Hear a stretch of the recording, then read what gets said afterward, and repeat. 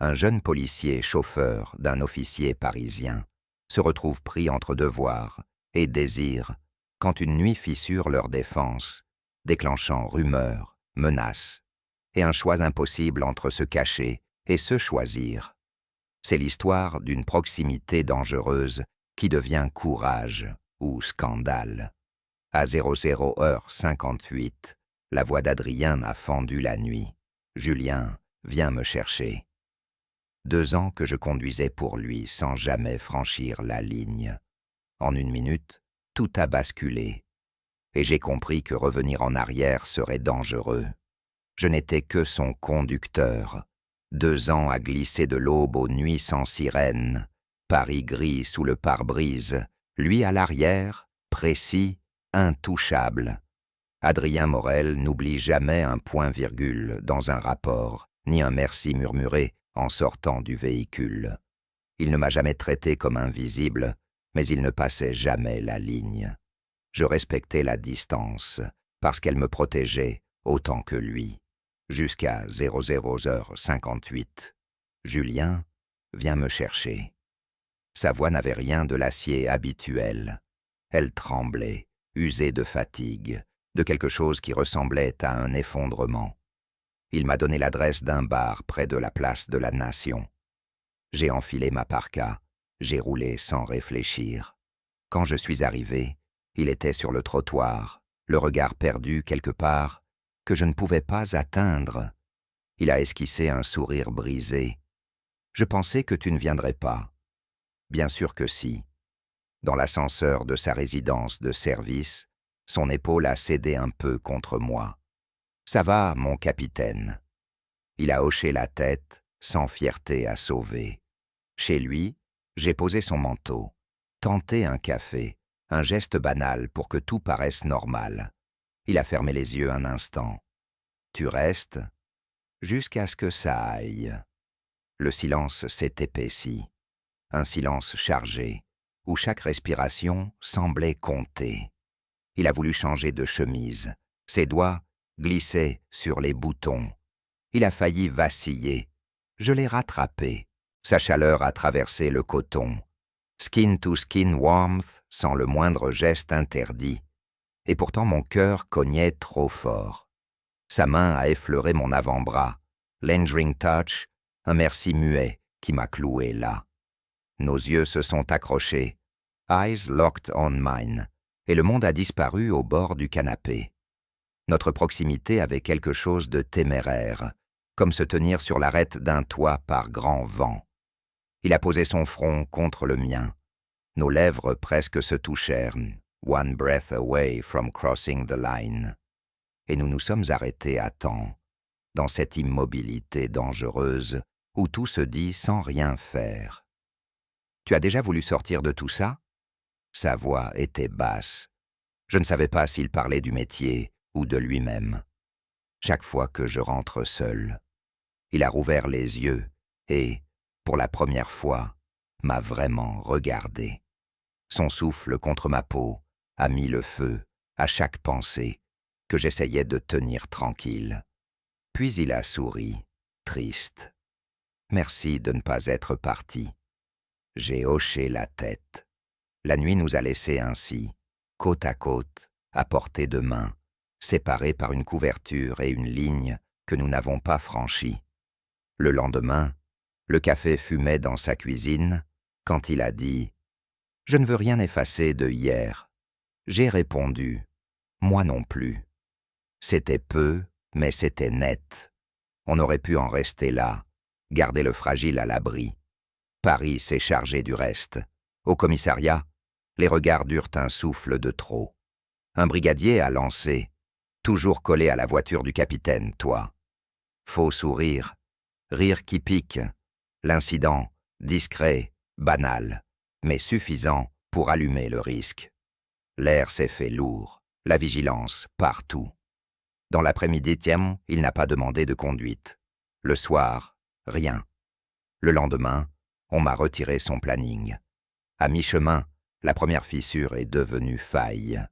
Il avait cédé à la peur. Cela ressemblait à une trahison. Le 3e jour, le capitaine Lebrun, Patrick, pour les anciens, m'a proposé un café hors de vue. Tu crois être invisible, ici, Julien? Apprends les limites avant de les franchir. Sa voix était froide. Pas d'insultes, pas de menaces directes, juste ces mots qui traçant une cage. Mon estomac s'est noué. Je n'avais rien fait, et pourtant je me sentais coupable de ce que je n'avais pas dit. Cette nuit-là, j'ai garé la voiture en face de l'immeuble d'Adrien. Je ne voulais pas monter, simplement vérifier qu'il existait encore au-delà du uniforme impeccable. Il est sorti seul, sans cravate, les traits tirés. Il ne m'a pas vu, je n'ai pas appelé. Le jour suivant, alors que je faisais le plein, il a ouvert la portière passager. Je peux entrer. Il s'est assis, silencieux, les mains jointes. Pardon, tu m'as évité. Oui. Tu as pris un autre chauffeur. Oui. Et tu viens comme si rien n'avait eu lieu? Il a inspiré, longuement. Parce que tout a eu lieu, j'ai paniqué. Je n'avais pas préparé de discours. Alors tu fuis quand tu sens quelque chose. Il n'a pas nié. Le moteur était éteint, mais j'entendais mon propre pouls. Enfin, il a levé les yeux. Je me soucie trop de ce qu'on dira, plus que de ce qui compte. Ces mots m'ont frappé plus fort que la distance des derniers jours. Et maintenant, je veux avoir du courage, ne plus fuir. Il a parlé de son père qui avait cessé de lui parler quand il avait 18 ans, de la carapace qu'il avait appris à porter comme un uniforme sous l'uniforme. J'ai parlé de ma mère qui fait semblant de ne pas savoir, d'un salon où les photos familiales ont une place que je n'ai plus. 2 histoires en miroir, 2 hommes qui avaient appris à tenir bon, jusqu'à ne plus sentir leurs doigts. Pas d'escapade cachée, a-t-il dit, mais pas d'inconscience non plus. Commence petit, un café dans un autre quartier, une marche, sans se cacher, sans s'exposer. Et s'il nous voit? Alors il nous voit? Tu vas cesser d'être toi pour ça? Il a souri, enfin. Tu me fais peur. Pourquoi? Parce que tu me donnes envie d'être honnête. On a essayé. Un déjeuner discret, des mots simples, des regards qui s'attardent. Puis l'ordre du jour a changé. On m'a annoncé que je ne conduirais plus pour lui, temporairement. Lebrun a redit mon nom dans un couloir. Reste à ta place. La pression montait, sociale, sourde, coupante. Notre silence brûlait plus fort que n'importe quel mot. Je tenais bon, parce que tout en moi réclamait davantage et lui apprenait à ne plus se terrer. Le soir, devant chez lui, il a dit « Je ne veux pas te cacher. Alors ne me cache pas, mais ne m'expose pas non plus, respecte-moi. Je te respecte plus que tu ne crois. » Sa main a frôlé mon épaule, sa main a tremblé, trembling hand. La chaleur a remonté entre nous, heat rising between us, et j'ai senti le feu sous ma peau. Nous étions à un souffle de franchir la ligne, la ville bourdonnait au loin, chaque nerf était en éveil. Nous avons reculé, encore. Je pensais que c'était le pas juste, tenir la ligne, choisir la lenteur. Puis, tard, mon téléphone a vibré, numéro inconnu. Un seul message, IGPN, convocation. Demain, 8 heures. La nuit s'est resserrée, et j'ai compris que le courage ne suffirait pas. Il allait falloir décider qui nous allions être quand la porte s'ouvrirait. À 7h59, la poignée de la porte s'est mise à vibrer. J'ai su que la vérité que je me taisais allait chercher sa sortie, ici, sous le néon froid de l'IGPN. On m'a installé face à une carafe d'eau, dossier mince, regard épais. Le commandant a prononcé mon nom, comme s'il testait un verrou. Question simple, tranchante. Mes horaires avec le capitaine Morel, l'appel nocturne, la station-service, le café chez lui. Je répondais précisément, sans gestes inutiles. Des faveurs? Non. Le mot a claqué. On m'a glissé une photo. La voiture près du trottoir, de sa résidence. Moi à la portière, lui 2 pas derrière. Rien d'illégal, tout de trop. Je sentais mes tempes battre, au rythme d'un compte à rebours. Ils n'ont pas haussé la voix. Ils ont laissé le silence travailler. L'institution n'aime pas les zones floues, gardien Martin. J'ai acquiescé. Ce n'était ni une gifle, ni une absolution. En sortant, le couloir avait la résonance d'une chambre d'écho, où chaque pas est enregistré. Mon téléphone a vibré. Ça s'est passé comment? Adrien. J'ai écrit. Rien de bruyant. Tout de clair. Il a répondu. On parle ce soir. À pied. Loin. On a choisi les quais. Un bout de berge, où les sirènes ne se mêlent qu'au vent. Nos ombres marchaient côte à côte. Nos épaules ne se touchaient pas. Il a commencé sans détour. On m'a convoqué demain. J'ai peur de ce que je vais faire pour protéger ce qui me reste de carrière. Sa voix n'était pas une plainte, c'était un constat, comme un officier qui lit un état des lieux après une inondation. Et moi, j'ai peur de ce que je vais faire pour ne pas te perdre, ai-je dit. Sa main a frôlé la mienne, juste un souffle, un contact qui s'attarde une demi-seconde, assez pour mettre chaque nerf en éveil. La proximité était dangereuse, pas par ce qu'elle montrait, mais par ce qu'elle révélait. Si on me retire de la voie publique, a-t-il murmuré, ils auront gagné sans l'écrire. Et si tu te retires tout seul, tu te perds. Il a hoché la tête. Je veux croire que tenir le regard suffit. On s'est arrêté. Son front s'est approché, nos souffles se sont croisés. La ville semblait retenir la sienne. Un pas de plus, et nous franchissions la ligne. Nous nous sommes figés dans cette immobilité tendue, où la peau brûle sans qu'aucun geste n'aille plus loin. Mon cœur tambourinait trop fort pour un homme en uniforme. Le lendemain, Lebrun m'a intercepté près du garage. « On t'observe, Julien. Fais-nous gagner du temps, fais-toi oublier. » Aucun cri, juste l'ordre d'être transparent. J'ai rangé mes clés, j'ai obéi en apparence.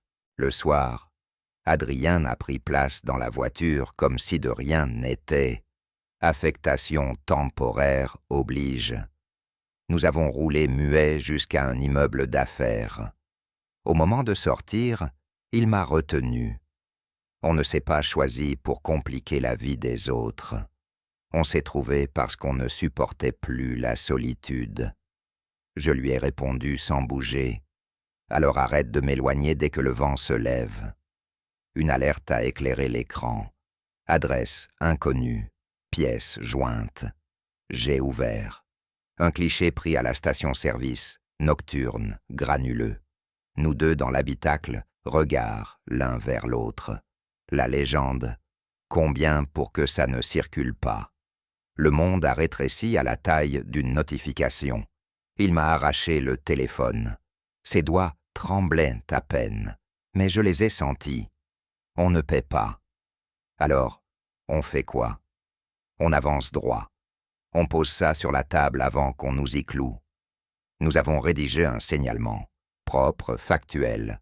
Tentative d'intimidation anonyme, photo sortie de son contexte. À la fin, il a ajouté « Nous confirmons maintenir nos obligations déontologiques ». Ce « nous » avait la saveur d'un serment discret. J'ai signé. Il m'a regardé longtemps. Un regard qui ne décroche pas, où la peur et la décision cohabitent mal.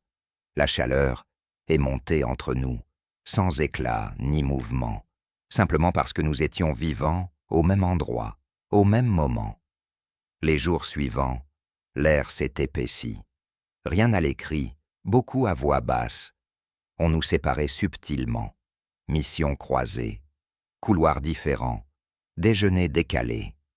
À mi-parcours d'une semaine, qui n'en finissait pas, j'ai trouvé un mot dans mon casier. Tu sais très bien. Rien d'autre. J'ai ri sans humour. Je savais, oui. On voulait que je me rompe tout seul. J'ai gardé le papier dans ma poche, comme un caillou qui rappelle la gravité. Un soir, Adrien m'a donné rendez-vous dans une ruelle calme du 13e.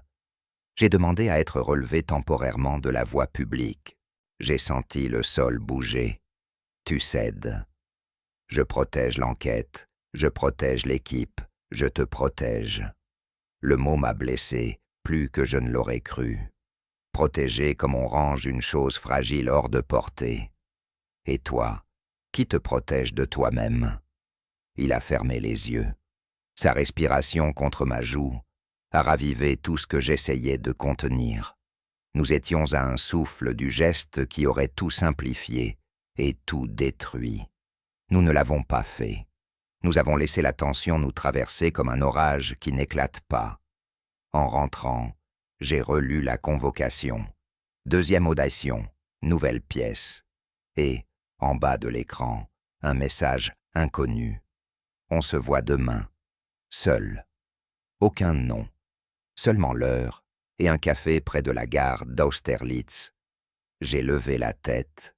La ville, soudain, m'a paru faite de vitrines dans lesquelles on peut se refléter à l'infini. Je me suis dit que la prochaine porte que j'ouvrirais pourrait avaler bien plus que ma version des faits. Je n'ai pas dormi. À l'aube, je suis parti sans uniforme. Le café sentait la nuit qui s'achève. Un homme m'attendait, visage ordinaire, voix qui ne l'était pas. « Tu veux protéger ton capitaine? Alors, écoute. » Il a poussé mon téléphone vers moi. La prochaine publication est prête. Démentir, c'est attiser. Il a souri. Ou tu t'éloignes et l'histoire s'éteint. J'ai compris que le chantage n'était pas qu'un prix.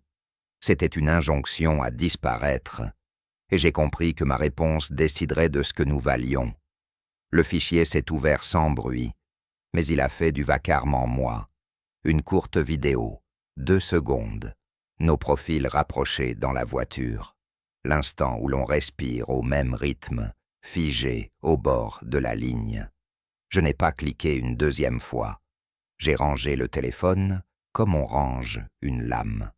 Le chantage proposait une équation simple. S'éloigner d'Adrien, faire silence, et l'orage passerait. Je suis allé au commissariat avec cette équation plantée sous la peau. Le brun m'a arrêté près de l'ascenseur. On te voit marcher comme si tu portais un secret dans la bouche. Crache ou avale, Martin, mais ne renverse rien.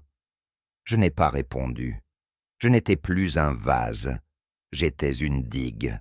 Adrien m'a écrit « Pas de rencontre aujourd'hui. Ordre du chef de groupe. » Cela sonnait administratif. Cela sentait la peur. J'ai pris mon service. J'ai conduit un lieutenant que je ne connaissais pas. J'ai obéi à des signaux sans même les regarder. À midi, j'ai enfin osé l'appeler. J'ai reçu une vidéo. Il est resté silencieux. Puis, moi aussi. Nous respirions l'un dans l'autre par le fil, sans oser formuler le seul mot juste, ensemble. L'après-midi, on m'a assigné au dépôt. Métier de patience. Je classais des PV comme on range des pensées qui dérangent. Un ancien m'a glissé. Les gens parlent, petit. Ils sont plus inquiets quand tu tiens droit que quand tu plies. J'ai répondu par un sourire qui n'en était pas un. À mi-parcours de l'après-midi, j'ai reçu un message d'Adrien. On se voit ce soir, marche rapide, 10 minutes. 10 minutes peuvent sauver une journée ou la condamner. Nous avons pris une artère où les feux tachaient l'asphalte. J'ai demandé un transfert temporaire, a-t-il lancé. Mes jambes ont ralenti. Où? Un service intérieur. Tu te caches. Je pense. Et toi, tu penses quoi? Je tenais à peine ma colère. Que tu me laisses là avec nos cendres. Il a serré la mâchoire. Je veux rester des tiens, Julien. Mais on m'arrache des mains ce que je suis en train d'apprendre à admettre. Le mot « admettre » m'a fait mal. Il disait qu'il ne s'agissait pas d'une romance volée, mais d'un pays intérieur à reconquérir. Nous avons tourné au calme. Il s'est arrêté. Sa main n'a pas touché la mienne, mais sa chaleur a suffi. Si je reste dehors avec toi, je vous expose, toi et l'équipe. Si je rentre, je m'abîme. Il n'y a pas de chemin sans perte. Il a soufflé un rire qui n'en était pas un. Alors je perds quoi? La version de toi qui ne tremble jamais, pour celle qui tremble et qui vit.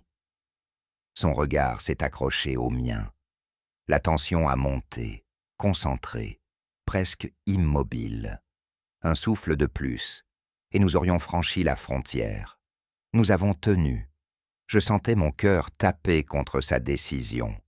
Il a murmuré « Demain, j'annonce ». Le lendemain, la vidéo a fuité dans un groupe privé. Pas de nom, pas de date, juste assez pour que les initiés reconnaissent le décor. Les couloirs ont changé de température. On ne me parlait plus pareil, trop doucement ou trop fort. On m'a affecté à des rondes sans objet. Je n'avais plus de place, juste du passage. La pression n'était pas une main sur ma nuque, c'était une absence de main quand j'avais besoin d'une. Adrien a confirmé sa demande de mutation temporaire. Les mots officiels disaient « nécessité de service ». Moi, j'ai lu « autoprotection ». La première nuit, sans sa voix, j'ai compris que la solitude peut ressembler à une sirène lointaine qui n'approche jamais. J'ai agrafé un rapport intérieur, signalement de harcèlement latent, photos anonymes, mots trouvés. Lebrun m'a convoqué. Tu veux transformer des sous-entendus en procédures? Je veux qu'on arrête les couloirs. Les couloirs, on ne les ferme pas, on les traverse. Je suis sorti sans claquer la porte. Au fond, je n'avais que 2 leviers, parler plus fort ou rester lisible. J'ai choisi d'être lisible. J'ai écrit à Adrien. Je ne laisserai personne écrire nos gestes, mais je ne veux plus d'adieux qui ressemblent à des promotions internes. Il a répondu. Samedi, gare de Lyon, quai 14, 6h40, 10 minutes. Rien de plus. J'ai lu et relu le message jusqu'à le savoir, par cœur. Je me suis endormi en imaginant le bruit des valises au petit matin, le tremblement du sol quand un train respire avant de partir. Samedi, le quai m'a accueilli, froid, net. Adrien portait son sac court, terme. Il m'a vu, et j'ai compris qu'il n'avait dormi que le strict nécessaire. « Je reviens », a-t-il dit. Mais je reviens autre. Nous étions proches, pas assez pour que cela se voie, assez pour que cela m'embrase. Ne me demande pas d'attendre comme on attend le courrier. Ai-je soufflé? Il a incliné la tête. Demande-moi mieux. Reviens en me regardant, pas en t'excusant. Un haut-parleur a crié la voix. La lumière a clignoté contre la pierre. Il a failli poser sa main sur ma joue. Il s'est retenu. Nos lèvres ont approché. Un souffle, rien de plus. « Tiens », a-t-il murmuré, glissant une enveloppe dans ma poche. À lire quand le train part. Quand le convoi s'est arraché, j'ai ouvert. Une demande manuscrite. Déclaration volontaire auprès de la hiérarchie. Relations privées. Respect des obligations. Souhait de maintien. Signé de sa main. J'ai levé les yeux vers le train qui s'éloignait. La décision qu'il prenait me donnait ma part à prendre. Et je savais qu'en signant moi aussi, j'allais mettre le feu à des murs qui ne brûlent jamais sans douleur. À midi, quelqu'un a prononcé mon nom comme un verdict, et la pièce s'est rétrécie. Martin, au bureau du commandant, tout de suite. Lebrun m'attendait, avec 2 chaises et un dossier. Très peu de pages. Tu as transmis un signalement, d'accord, mais tu as ajouté une déclaration privée. Tu sais ce que ça implique. Je savais. L'inconfort officiel, la curiosité déguisée en procédure, la tentation de nous faire taire pour notre propre bien. J'ai répondu. Je refuse qu'une rumeur me définisse. Il a levé un sourcil. Tu crois qu'on te veut du mal, on veut la paix. Je veux la vérité, même si elle fait du bruit. Il a soupiré. Tu es jeune, tu crois que le bruit suffit à faire une place. Parfois, il la détruit. L'après-midi, on m'a mis de permanence au standard. Une punition sans nom. J'ai pris des appels, calmé des voix, noté des adresses qui n'étaient pas pour moi. Entre deux lignes, un message. Réunion IGPN demain, toi et Morel. Mes doigts ont picoté. L'escalade avait trouvé sa scène. Le soir, j'ai marché sans destination, jusqu'à ce que mes jambes se plaignent. À la maison, ma mère m'a écrit sans poser de questions. « Tu manges ?» J'ai répondu « oui », sans mentionner ce qui m'enlevait l'appétit. Sa façon de m'aimer discrètement m'a tenu debout. Le lendemain, la salle de réunion avait des murs qui écoutent.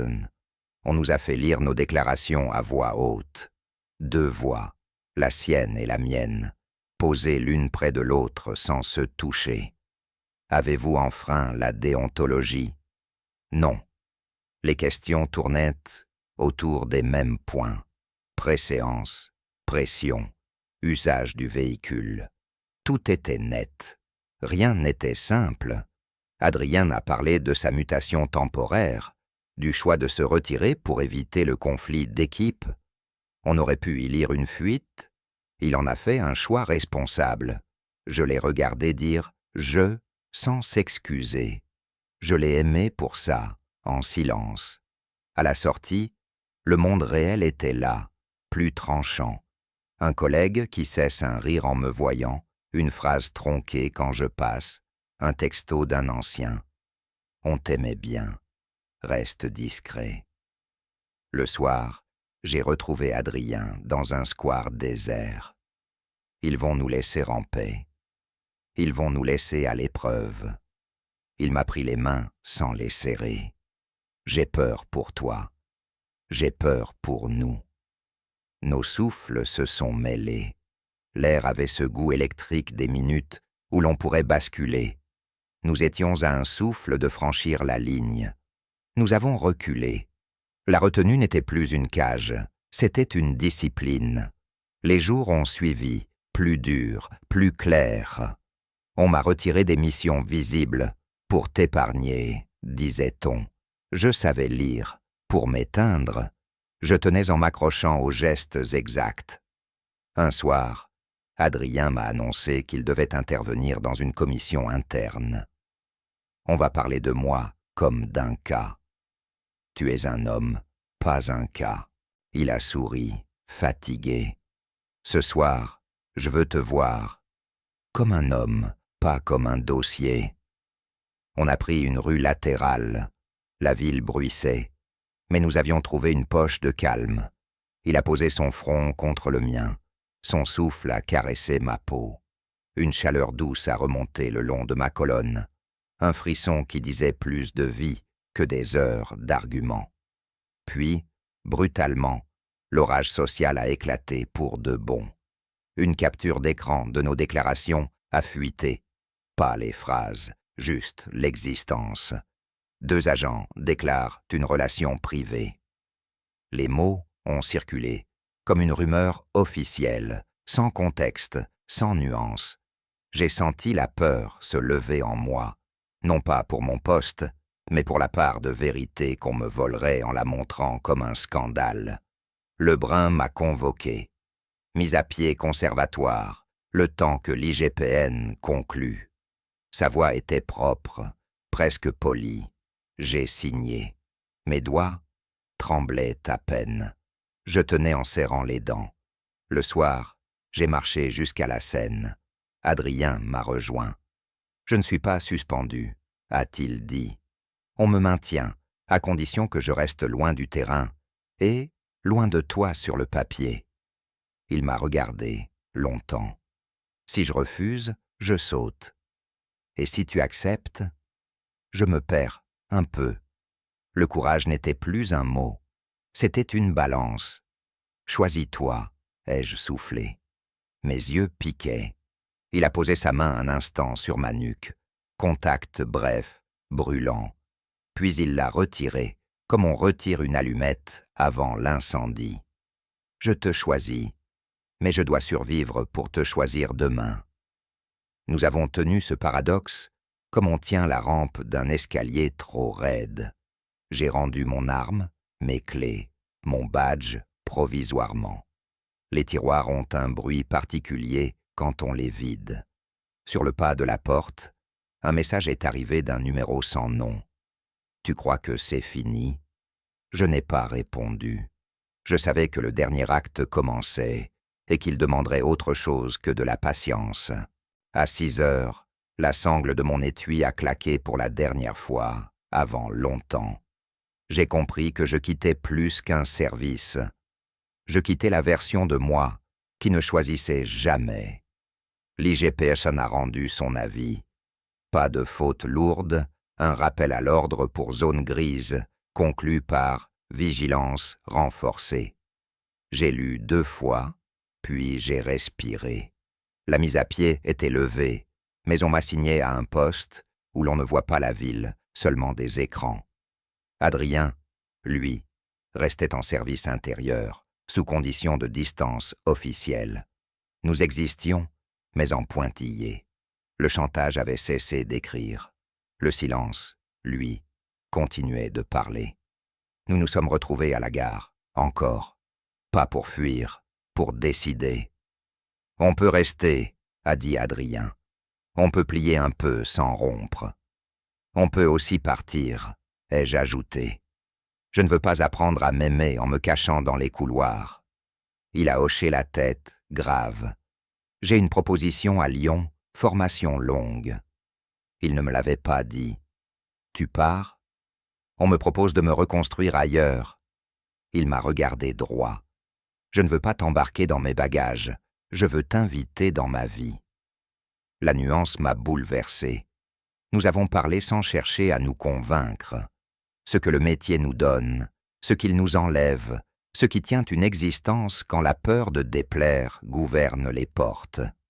Je suis resté pour l'uniforme, a-t-il avoué, et j'ai découvert que j'y restais par habitude.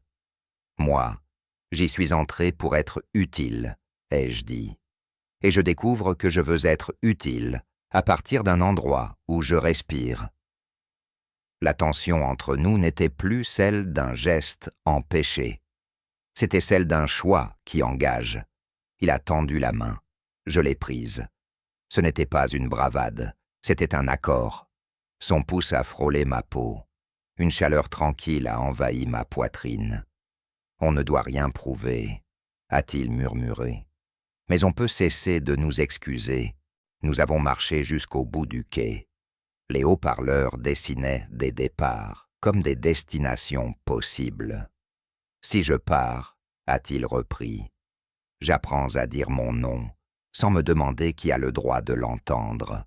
Si tu restes, tu peux le dire ici. Et si je pars avec toi, alors ce sera parce que tu choisis une route, pas parce que tu fuis une rumeur. » Je n'ai pas répondu tout de suite. Je pensais à ma mère, à son message sans question. Je pensais à la première nuit, à ce presque baiser qui m'avait révélé à moi-même. Je pensais au couloir, à Lebrun, à la façon dont certains regardent, en espérant qu'on baisse les yeux. J'ai déposé ma démission conditionnelle hier, ai-je fini par dire. On me donne un mois pour confirmer. Il m'a regardé avec un mélange de fierté et d'inquiétude. Et tu veux faire quoi? Être encore utile, autrement. Peut-être formation, peut-être civil, je ne sais pas. Mais je sais ce que je ne veux plus, vivre à l'ombre des autres. Il a serré ma main un peu plus. Je partirai dans 15 jours. Si tu viens, tu auras un toit chez moi, le temps qu'il faudra. Si tu ne viens pas, je reviendrai te voir, pas en cachette. Son front a touché le mien. La chaleur a monté, douce, entière. Le temps s'est étiré jusqu'à ce que la tentation devienne une respiration partagée. Nous nous sommes arrêtés là, une fois de plus, au bord du geste. Non par peur, mais par respect pour ce que nous mettions enfin en place. Les jours suivants ont été étrangement calmes. Les couloirs ont trouvé d'autres rumeurs. Lebrun m'a croisé. Il a dit seulement « On ne grandit pas contre, on grandit pour ». Je n'ai pas su s'il me tendait une main ou une leçon. J'ai pris les deux. J'ai rangé mes affaires sans hâte. Le soir, j'ai écrit à ma mère. « Je pars, peut-être. » Elle a répondu « Pars pour toi, pas contre eux. » C'était assez. La veille du départ d'Adrien, nous nous sommes revus près d'un pont, de nuit. La ville vibrait doucement, loin. « Tu viens ?» a-t-il demandé. J'ai pris une inspiration qui m'a transporté en arrière et en avant, tout à la fois. « Je ne viens pas demain, » ai-je dit. Ses yeux ont vacillé, une seconde. « Mais je te rejoins. » Il a fermé les paupières. Une gratitude muette a traversé son visage. « Quand ? » « Quand j'aurai rendu propre ce que je laisse. » Il a souri, et ce sourire-là, je l'ai senti longtemps sur ma peau. Le matin, sur le quai, il m'a tendu un double de clés. Pas un talisman, une promesse logistique, a-t-il plaisanté doucement. Je l'ai pris. Nos mains se sont attardées. Chaleur simple, calme solide. On n'a pas besoin d'une foule pour valider, ai-je soufflé. Il a acquiescé. Le train a annoncé son départ. Nos lèvres se sont rapprochées. Un souffle, un frisson. Puis, nous avons reculé. Le respect n'était plus un frein. C'était notre manière de durer. Quand le train s'est ébranlé, mon téléphone a vibré une dernière fois. Numéro inconnu. Tu as gagné cette manche. Je n'ai pas répondu. Je regardais le convoi s'éloigner et, avec lui, l'ancien scénario. Je savais ce que j'allais faire. Confirmer ma démission, rejoindre Lyon, recommencer sans me diminuer. Je n'avais pas de certitude, j'avais mieux, une direction. Je suis resté sur le quai jusqu'au silence. J'ai glissé la clé dans ma poche. J'ai senti la place qu'elle faisait à l'intérieur. Ce n'était ni une fuite, ni une bravade. C'était une sortie par la porte que je choisissais enfin d'ouvrir. Et si l'histoire devait continuer un jour, elle ne le ferait plus contre nous, mais avec nous, à visage découvert, cœur battant, ligne franchie quand elle rimerait avec dignité.